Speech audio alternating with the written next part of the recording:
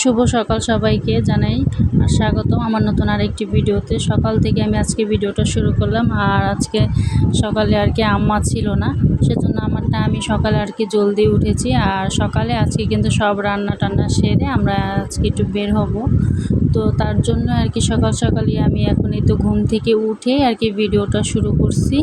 আর এগুলো যে থালা বাসন এগুলো হচ্ছে রাতে আর কি ধুয়ে ধুয়ে রাখা হয়েছিল, সেগুলা এখন হচ্ছে এগুলোকে গুছিয়ে নিলাম। আর এগুলো আমি হচ্ছে টেবিলে রেখে দেব।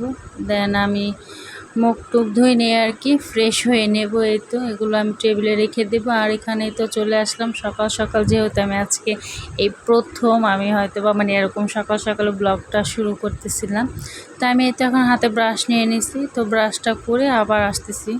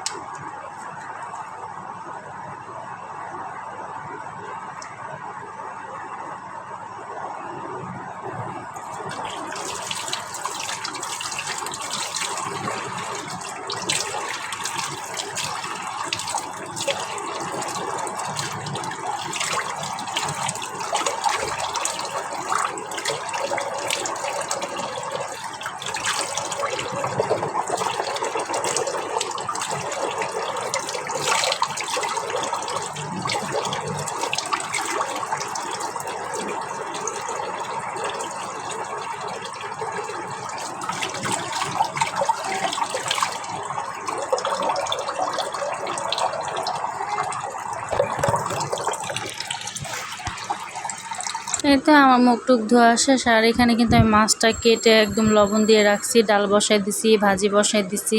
ঝটপট রান্না বান্নার কাজ করতেছে, কারণ রান্না শেষে কাপড় ধোয়া আছে, বাচ্চাদের গোসল, আমাদের গোসল, নাস্তা পানি খাওয়া দাওয়া, মানে অনেক অনেক মেলা কাজ আছে। তো সেজন্য আমি ঝটপট করার চেষ্টা করতেছিলাম।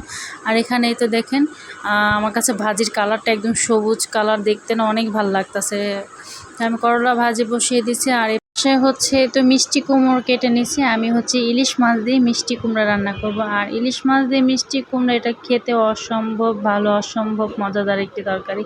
আমি কিন্তু বিয়ের আগে মিষ্টি কুমড়া একদমই খেতাম না, বা আমাদের বাড়িতে মানে এখনও মানে মিষ্টি কুমড়া কিন্তু এই মানে সবজিটা খায় না আর কি, মিষ্টি মিষ্টি লাগে। তো সেজন্য কিন্তু আমি মিষ্টি কুমড়াটা সম্পূর্ণ আর কি শ্বশুরবাড়ি এসে আমি এখানেই খাওয়া শিখছি আমার শাশুড়ি মায়ের কাছ থেকে।